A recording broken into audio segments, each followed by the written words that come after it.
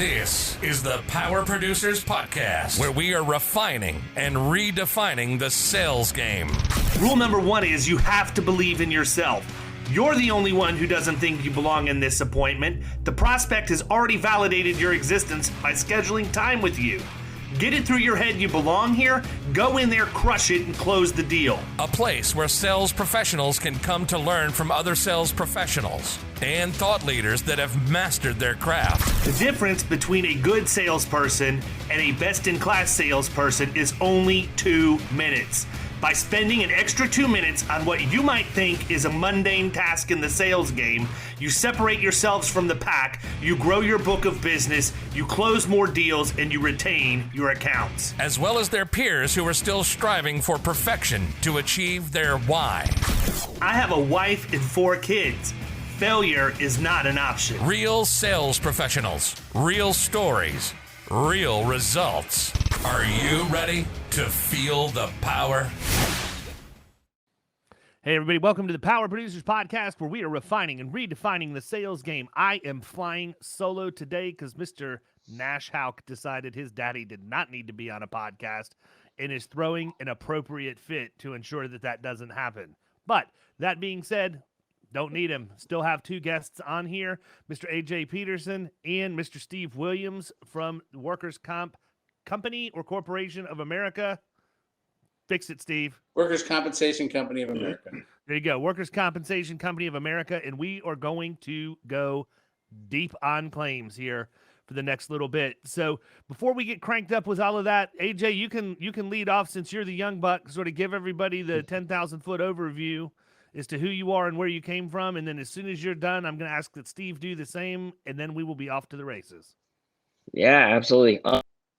My name is AJ Peterson. I work with WCCA. I'm the sales director over there. Based in Tampa, Florida, and made my way out to Denver, Colorado, and kind of expanded my roots out there.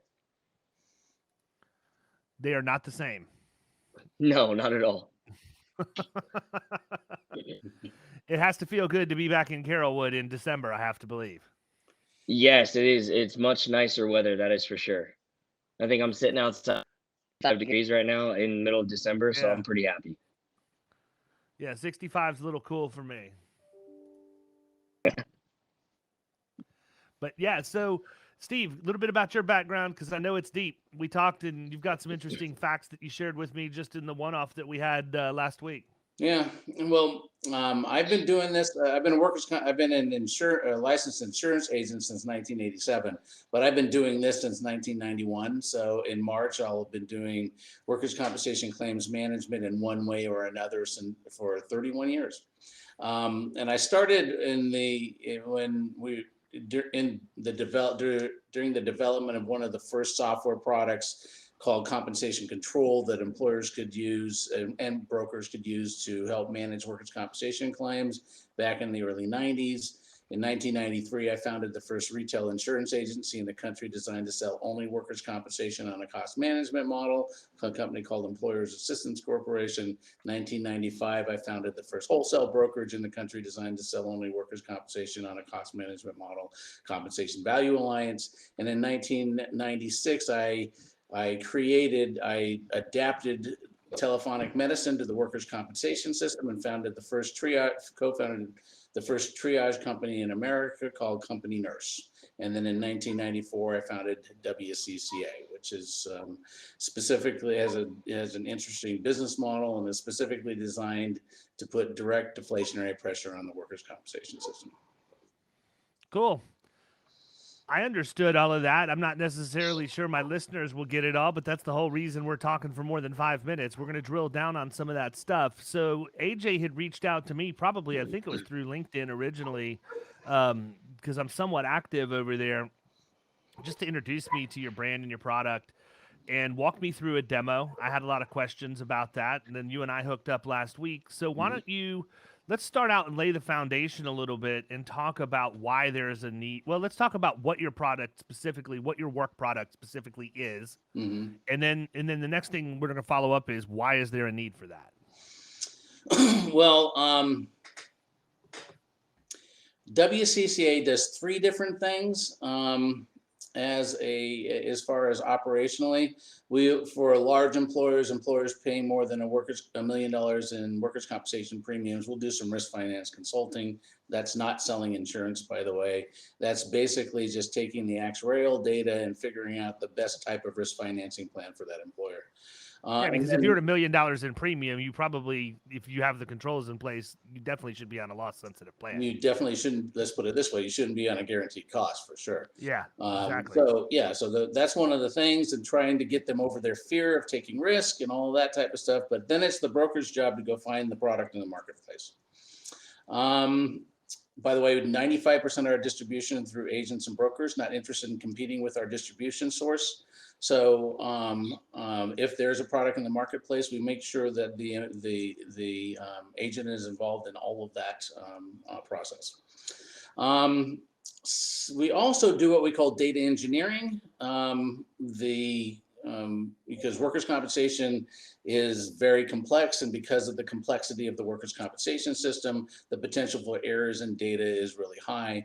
So we'll kind of involve ourselves in the geeky minutia of workers' compensation with the intention of rooting out and finding errors that aren't working in the best interest of the employer.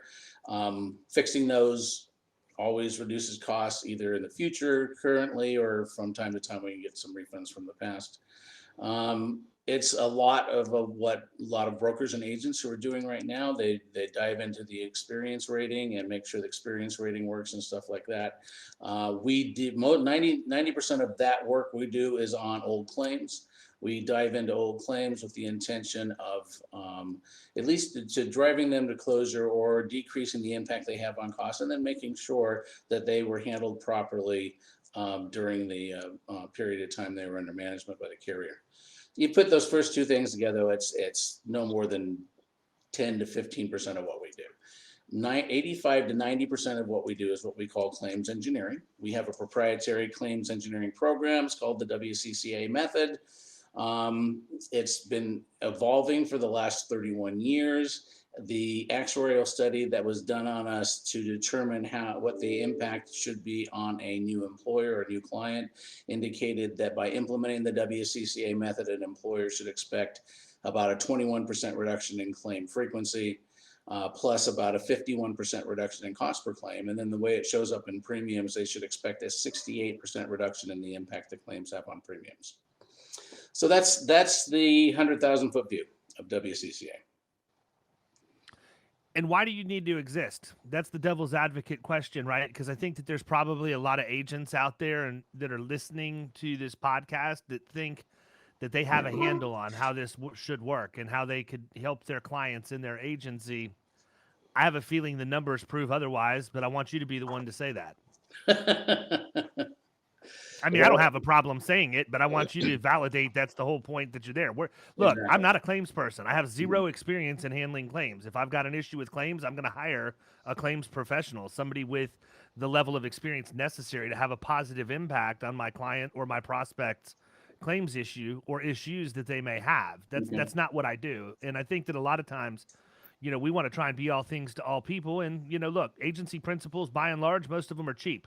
They don't want to invest in their team. They don't want to invest in their technology. And as a result, they try and handle this stuff in-house. And then they're left there wondering why that account went somewhere else. Right. At renewal. So in actually answering the question that distinguishes us from what brokers do in the business. So by the way, when I was involved in doing the software 31 years ago, what that was basically doing, we were pioneering the advocacy, the agency claim advocacy system at that particular time. So I'm one of the pioneers of that. So now I'm pretty much what most brokers and agents do. Some do better than others and some do more. But for all intents and purposes, the purpose of most advocacy or in-house advocacy systems are designed to provide advocacy on problem claims that already exist. There's a problem. They may actually facilitate claim review meetings and do some pre-unit stat work and things like that. But reality is their claim that it's reactive. So once there's a problem, or they identify that there's a problem as far as loss ratio or something like that, they might start diving in. So the WCCA method is targeted at keeping injuries from becoming claims, preventing small claims from becoming big claims, driving claims in a way where claims don't have reserves prior to unit stat. And if they do, we get to say what they are. Disrupting the payer, that's the insurance carrier or third-party administrator's incentive to handle claims in their best interest at the expense of the employer. Preemptively setting up claims in a way that limits the impact that fraud has on claims.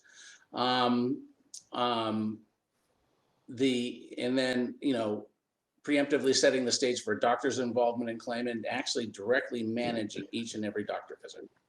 So we're involved from the moment of injury to the time claim closes. For all intents and purposes, on 90+% of the injuries we're involved in, we're in control of that claim. And it's actually for the employer. For all intents and purposes, the reason the workers' compensation seems to work really well for everybody except for the employer. So we actually are basically taking on the employer's ability and right to control their own costs. Now, that's from that standpoint. Also, from a contextual standpoint, the workers' compensation system is an inherently inflationary system. Without getting into what an inherently inflationary, read Milton Friedman if you want to know what that is. But in workers' compensation, when something bad happens to the consumer who happens to be the employer, like a claim, the entire system actually makes money on the increase in the cost of that claim. So relying on that system to provide the employer with what they need to control cost will never happen. So what we've done is not only have we built the business model for WCCA specifically designed for the business model itself to put direct deflationary pressure on the system, our system is designed to ensure that we're in control of the claim. And then if somebody is paying us to actually represent them in the workers' compensation arena, that we guarantee that we'll be able to provide them with actuarially verifiable proof we've saved them that amount of money, but we'll give it back to them. So AJ, I'm going to switch gears for a second because I think a lot of people need a brain break for 2 seconds from listening to what just came out of Steve's mouth. What attracted you to this company? Why did you decide that this was where you needed to land? I mean, this isn't like the normal, hey, I'm going to go and get a job in sales and go door knocking and sell office supplies or payroll or whatever else, which, by the way, nothing wrong with any of those jobs. Those are who I recruit to come learn how to be producers from us. But I'm interested in what attracted you. Because, this isn't like, I say it tongue in cheek. The workers' comp policy in Florida is 6 pages. So if you're going to learn one, that's the one to learn. I mean, it's not like, the insurance portion of it's that difficult, but they make up for it on the back end of everything that you deal with, with how short the policy language is. How did you get involved? Yeah. I was fortunate enough to get introduced to Steve by a really good friend of mine named Zanzibar. And he just felt that I would be able to fit the role for WCCA. Now, what I love about it is I got an opportunity to understand just how much workers' compensation my and this past $20,000 way too much when it premiums in the next 3 years. And so see that from a personal standpoint made me think, like, how can we go out and make a difference? It's been something I've always wanted to do, is how do I make a difference in the world? What workers' compensation that really affects individuals and employers as a way to help fix that and mitigate those costs for them. I was all in for it. So who's an ideal prospect for you guys? Is you're the director of sales. We got the man himself on here. You guys are building this mousetrap, or have built this mousetrap that's continuing to evolve, who is your ideal candidate for someone for you to work with? Well, our average client's paying about $250,000 in workers' compensation premiums.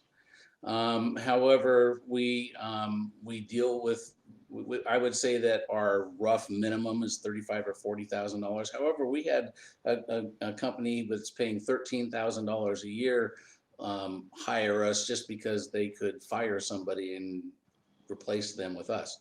So, that happens. We also have clients who are paying $3 million a year in underlying premium, or $4 million a year in underlying premium, and on a $500 per claim deductible. So otherwise it would be close to somewhere around $20 million in premium or something like that. So, we have, if they have claims, we can handle it. A claim's a claim as far as we're concerned, because the same things affect that claim regardless of the type of business it is, the size of the business, and the jurisdiction, by the way. So it usually runs around $250,000 is an average client.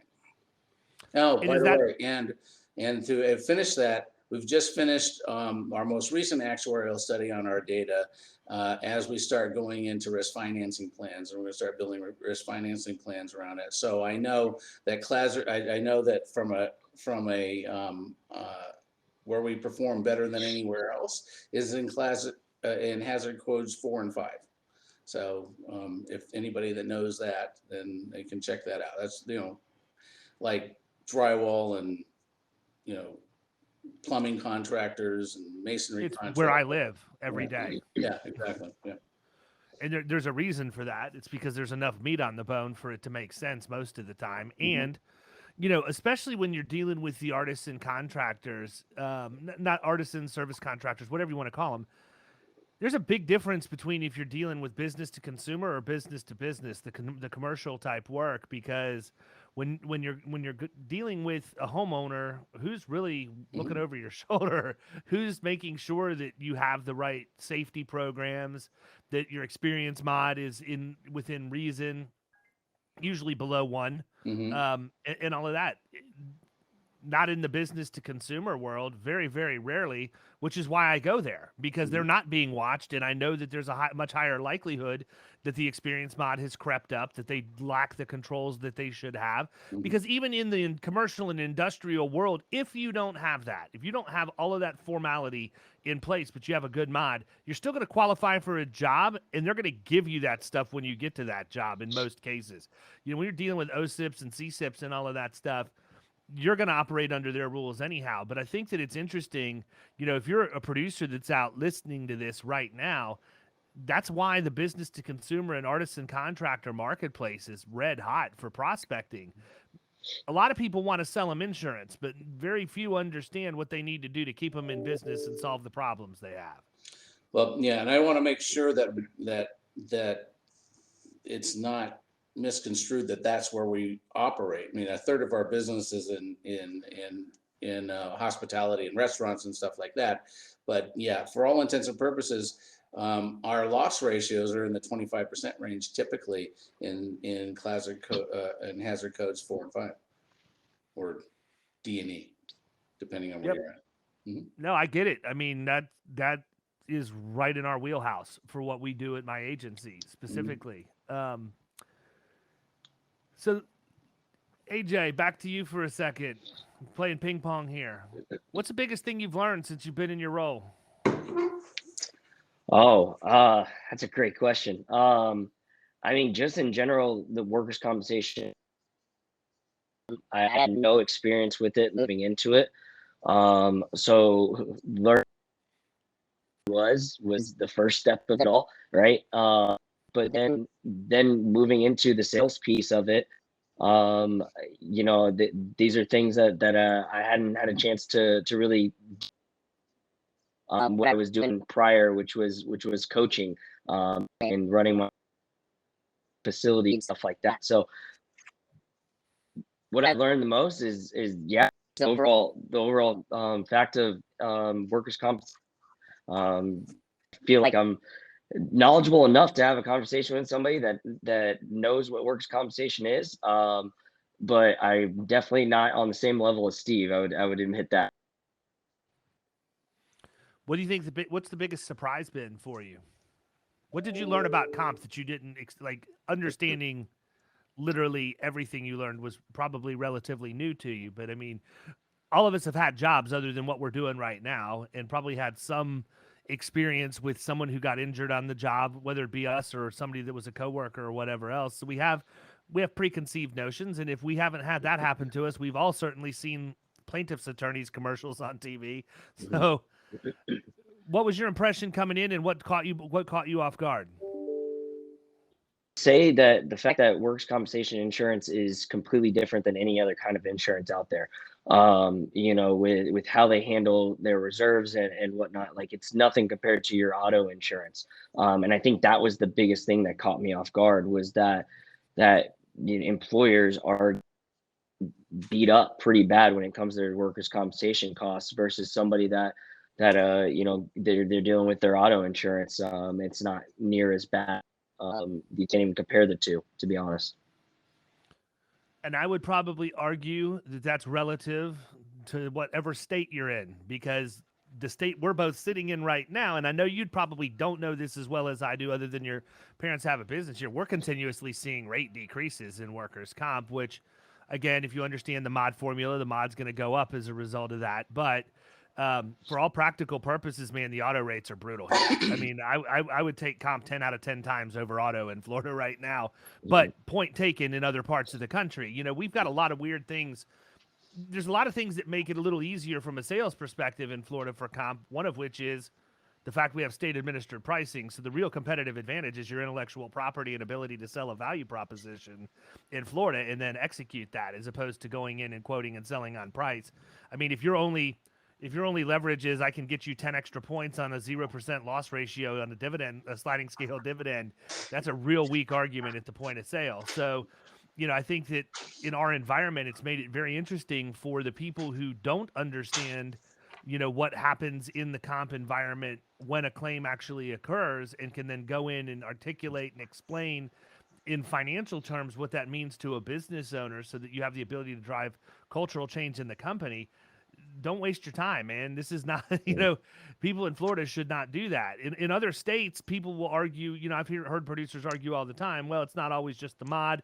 You have to look at the loss cost multipliers. That's ultimately what's going to set the rates and everything else. And we can get into semantics all day long about it. But at the end of the day, I think that you guys are as valuable or more valuable in our state because it's so often overlooked. I think that agents, and I'd be interested in Steve's perspective on this, depending on how many agents you work with or have worked with in Florida. But the average Main Street or even just producer in a multi-line shop throws their hands up. They don't feel like they have any control over it. State tells us what we have to do. Here's what it is. Take it or leave it. I'll go over and try and get you a real good rate on your GL or your auto and hammer an underwriter on that. But the comp's kind of what it is, so I'm not going to really put any effort into learning what I need to know about it, because I'm left feeling like I have zero control over the ultimate the overall outcome of somebody's workers' comp program. That's what I see every single day, which is why I was attracted to it. I'm of the mindset that if I see the industry going right, I'm going to sprint left, because that's where the real opportunity is. So, if agents, and I'll call it what it is. You guys don't need to be the bad guys, but agents are fundamentally lazy people. They can make good money at a quick hit, right? You go out and write a $250,000 comp account. That's $25,000 in revenue for your agency. If you write one of those a month, you just put $300,000 in revenue into your agency. And if you're making 50% of that, that's $150,000 a year income just to close one account a month, right? Why would you do any more than you had to if you can work and write one account a month and make $150,000?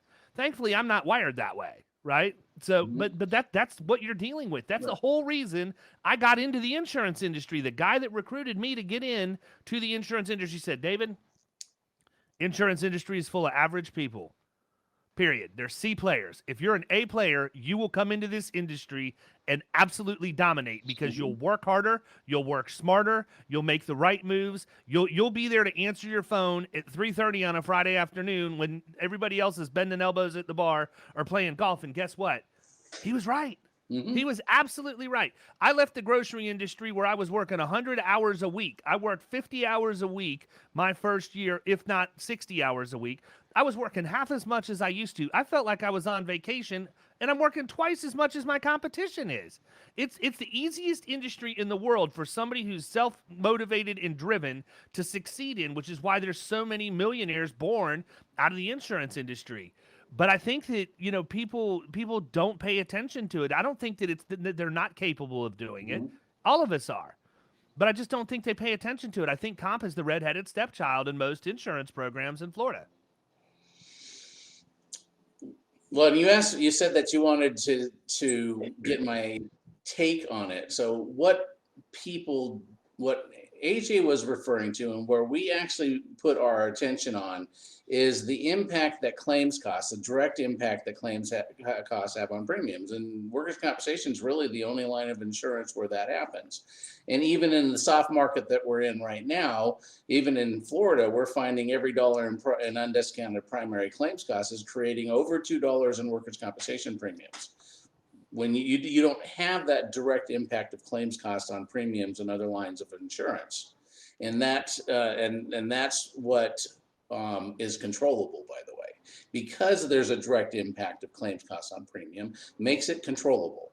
In the other lines of insurance, it's all dependent on underwriting and actuarial projections. In workers' compensation, you have direct control over your own costs by controlling your experience modification, even if you are a small employer with an experience modification. So here's a question I have for you. How would you compare that to the experience rating we have on auto that's state legislated in Florida? I don't know anything about that. So, Okay. Yeah, because I mean, we do have, and that's what I was going to say. In Florida, I don't know about any other state. So we're kind of having two different conversations to some degree because I only know Florida really well. You guys know way more about anything outside of Florida and probably more than I do about Florida too. But I will tell you, we do have experience rating on auto. When you've been in business for 5 years or longer, you're experience rated on your auto just like you are your workers' comp. Right.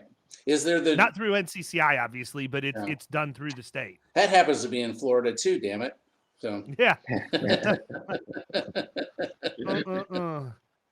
But it's interesting. So AJ, who are you calling on? Are you calling on clients direct? Are you calling on agencies looking to get brand awareness out there? I mean, you're in front of 15,000 people listening to you right now. No pressure. I mean, I'm sure that at least 2 or 3 would be interested in hearing what you want to say, right? Yeah, no, absolutely. I mean, that's 2 or 3,000, not 2 or 3. No, I any kind of business owners, I'm interested in insurance agents, brokers. Those are the people I want to talk to because I really feel like WCCA can make a difference when it comes to their clients. We can help save them money, and we can help with every. So that's what I want to talk to brokers. If you have business owners that are on here too, those are people I want to talk to also. So what are some things, Steve, that if I'm an agent, what am I looking for to know whether or not I need you guys? If you have a client, let's say you have a workers' compensation client that you're worried about losing, I'll save it for you. And then I'll protect you at the same time. So we have the way that we create franchise value is not by paying commission. It's by protecting our agents. When somebody brings us in, we tend to stay with that employer for a long period of time, and they can use it as leverage to keep the account. Because if they bring it to us, by the way, if they bring us a submission, we present it, we won't accept that in any other manner from another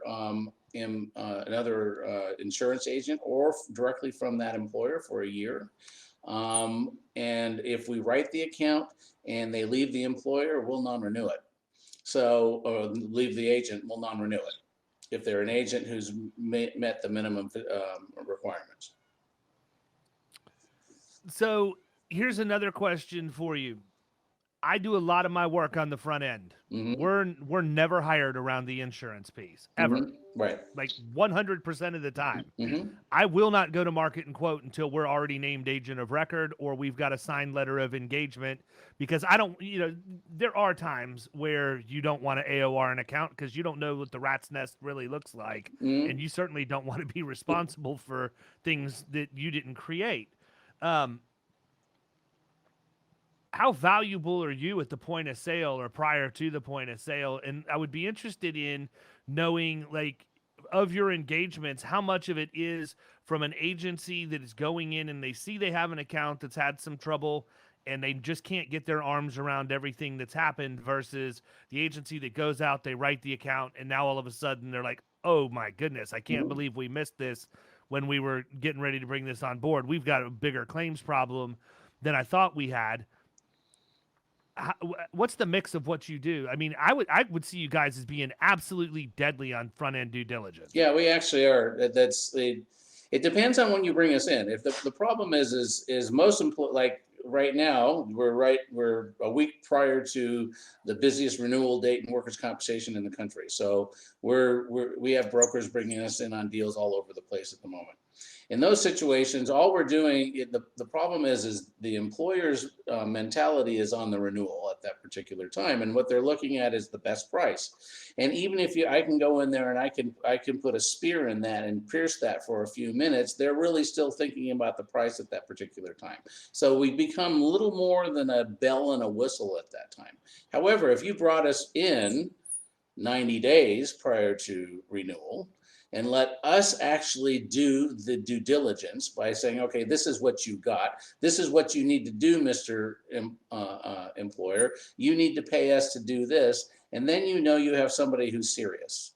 And you can go out and you can take broker record on that all day long. However, the two best times to bring us in on new business is prior to unit stat. 45 days prior to unit stat, you'll get BORs all day long, just because we can go in, we can show them what they're missing out on, the things that we can do. We may even be able to save them money during that particular time. And then then you guys go in and take broker record, just got to service it for 6 months for free. And the best time is the month after renewal. 100%. I preach it 24/7, 365. Right. And the whole thing is, I think that where my peer group has issues, at least, I mean, not the ones listening to this podcast, obviously, but where my peer group has issues is wrapping their head around the compensation piece. They don't want to service an account for 11 months or 10 months or whatever else. Well, guess what, people? Charge a service fee, right? Charge a service fee for risk management services. Yeah, there's some states you can't do that in, but in Florida, I guess you can. But, yeah, we can do it in Florida. We just can't take a commission and a fee on the same policy, period. Right? Now, if I'm in California or Texas, where I've got good friends that make just buckets of money with non-standard auto shops, they're taking the commission and adding a fee to it. Yeah. The nuance for us is you can't do it on the same policy. So when you set your fee agreement up, you need to be very clear as to what the fee agreement covers, and you remain silent on those things that it doesn't cover. And we can't net out commissions on workers' comp in Florida. So when we place comp, we always take the commission. But if I take a BOR on a policy where another agent's going to get paid until that policy renews, I can charge fees for my time and service all day long to be able to go out and do risk management servicing or whatever else. But I love the 1 month after renewal for all the right reasons, man. Somebody has a bad renewal, they're still upset about it. They're not, they're just steaming. And if you can get that meeting, I literally believe if I can get a meeting with somebody a month after renewal, I'm going to close it 100% of the time. There's a reason they're taking the meeting. The data itself is still relatively fresh, at least fresh enough for me to be able to give the loss runs a good once over and know what I'm dealing with. And it's still relatively credible data. It's obviously not up to the minute, but it's not more than 60 days old in most cases. And you've got such a head start on your competition that if you get that audience, you've displaced the incumbent and anybody else long before the 60 to 90 day phone call to get an appointment. And that's the first point of entry for us. The second point of entry for us, like you said, 45 days before unit stat, we want to talk to people about what have you seen, what conversations have you had about your current claims environment that could have an impact when your preliminary mod's calculated, right? Right. Yeah. And if we don't get it there, then we fall into the 60 to 90-day rut that everybody else is in, and we rely on our value proposition to differentiate us when we get the audience. Mm-hmm. But people, you just heard it from somebody else that's been doing this a lot longer than I have, that's far more of an expert in workers' comp. A month after renewal is prime time, baby. Mm-hmm. It is prime time. By far. So I'll get a new agent and I'll say, okay, let's have a half-hour conversation. Let's go through your tickler file. And of course, he brings out the stuff that's coming up in the next 120 days. I said, no, what did you just lose? And why did you lose it? Because you were quoting price. Let's go in there and let's say, look, you got a 150 mod. You've got to do something about that. And we got a solution for you. And if I can show you a solution and you do it, you need to give me broker record. You got to get that okay first before you bring us in. Okay. And if they say, okay, I'm going to sell them. Yeah. I mean, look, I've handed out my #1 telemarketing script many times on the podcast, and I'm getting ready to do it again, people. This is why 2 no's to a yes is the best script, period. Right? Mm-hmm.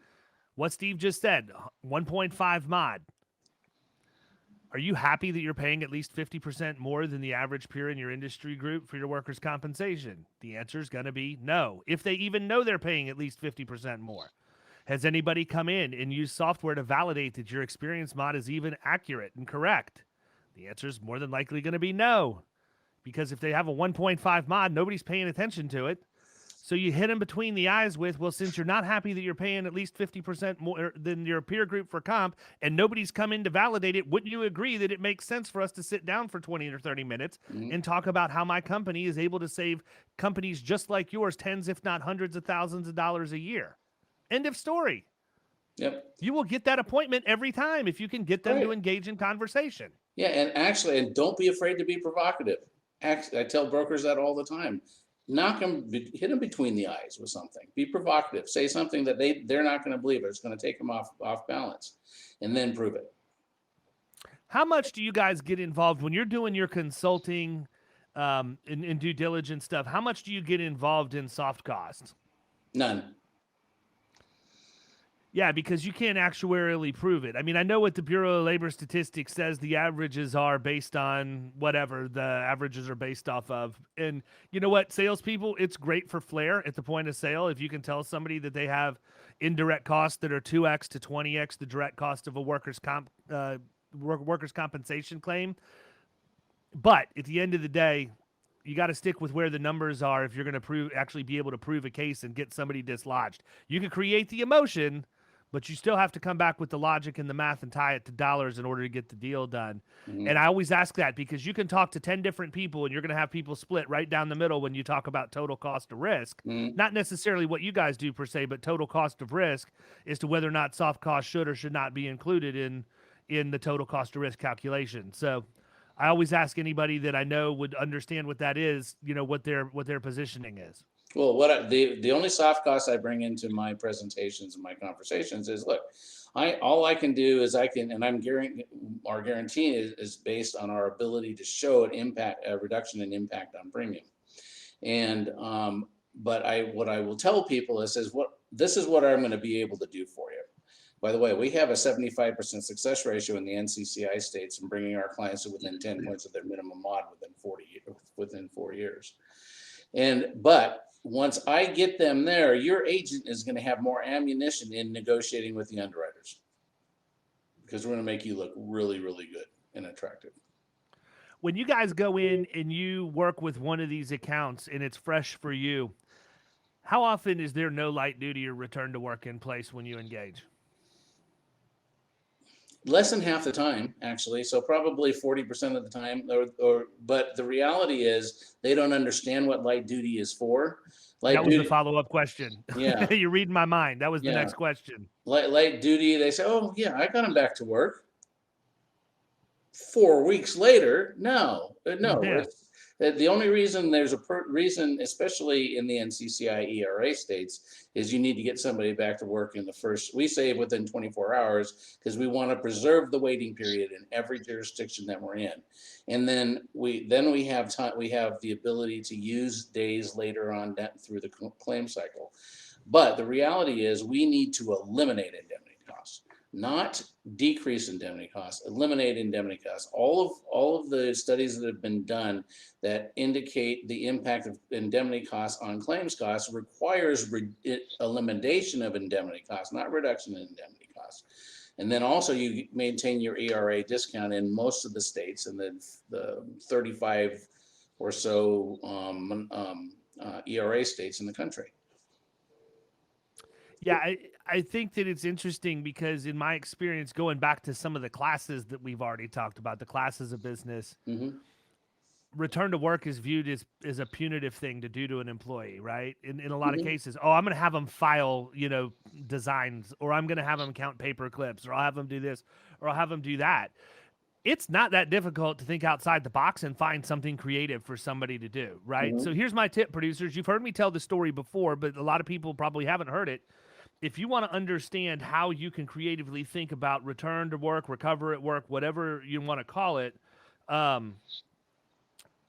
you need to be looking at these companies' websites and their job postings before you go out and meet with them. The story I always tell was a plumbing company that had no return to work in place, and when I talked to the owner, he's like, "I'm old school, man. I'm a contractor. We don't have jobs counting paper clips around here. I'd rather not look at them. I'd rather them stay home and get healthy." And my response was, well, I did my due diligence before I came out, and I noticed that you had a job posted on your website. It looks like it's been posted for 3 years for somebody to work in your call center. Is that a tough job for you to fill? Well, yeah, nobody wants to work in there. Actually, I haven't thought of that. So, yeah. Like, hey, who else better to work in your call center, than a plumber? These guys are the face of your flipping company, for crying out loud. That's who your consumer sees. And I said, it would be very beneficial to the culture. It would help them. It would help your call center people maybe listening to some of the things these people are hearing and seeing. But guess what? If you ever wanted to see how quickly a plumber is recovered and returned to work, put them in a call center. They may not be quite as tight as they told the doctor they are after they have to be on the phones for 2 or 3 days working. And I think it creates a level of honesty there at some point. But you don't do that to be punitive. You do it because it's a role that's needed in the organization that they can fill. And guess what? They feel valued, and the job may suck. They may not want to do it. But at the end of the day, if they feel like, wow, I put in a decent day's work and I made a difference, there's something to be said for that. I don't know if I'm sure you probably know Kevin Ring and Preston Diamond. I know Preston Diamond. Yeah, so Kevin and I were talking a little while. Actually, when we had him on the podcast, and I don't remember the percentage he rattled off to me. But I think that it's important that agents understand this. It's a very large number of people that file a workers' compensation claim. This is the first time they've ever had to do that. They have no idea what to expect. They don't know what's getting ready to happen to them. They don't know what the communication's going to be like.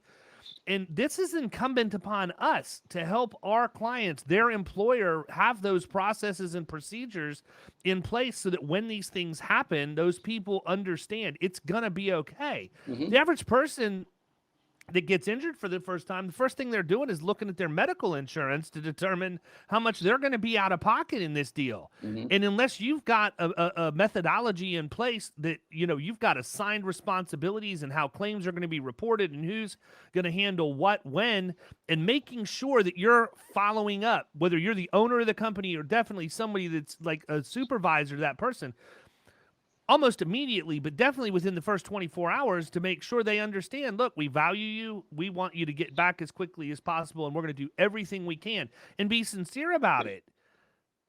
It's not hard, but we get weird, man. When somebody gets hurt, we get weird as employers. We're afraid. We're in such a litigious society.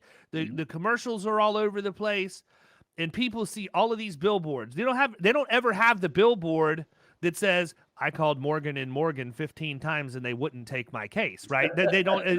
That one's never the one that's up. That's the reality.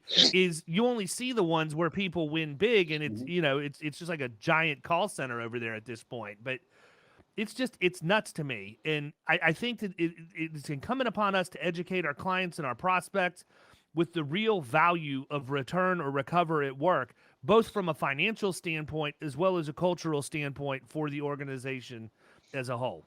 By the way, we take that out of the question. So Only about 5% of all of our injuries ever incur any indemnity costs at all. And so we're actually in charge of that return to work process for the employer. And then they just have to comply with it. We do all the backward, we get the restriction, we provide the bona fide offer, all of that stuff is available, and all they have to do is accommodate it at that point. Agreed. Yeah, we actually do the exact same thing when we go in. We've got it prepackaged. It's a requirement. I will not work with your company if you don't put return to work in place, or you don't put our return to work in place if yours is broken. If you've got one and it's working great, highly likely we're not talking. There's no reason for us to talk anyhow. But I agree. I mean, to me, that's the biggest thing. When we sit down and talk, it's always amazing to me because I'll ask a client, talk to me a little bit about your return to work program, and they'll start to talk, and basically they're trying to shut me down, assuming that I'm just not going to ask any more questions because it's going to be painfully obvious they have it. What's painfully obvious is that they don't understand it, and so I just pretend like I never heard that they said they have it, and just continue to push. Oh, so you have a bona fide offer letter, then you have predefined jobs that you're going to put these people in. No, they don't. They don't have any of that. Who's your return to work coordinator? I mean, is it the business owner who's wearing 15 hats and now they got to try and fit this in too? Do you have a dedicated resource? Is there somebody that's responsible for safety? We go for days on all of it. What have we missed that you guys want to make sure everybody hears before we wrap up?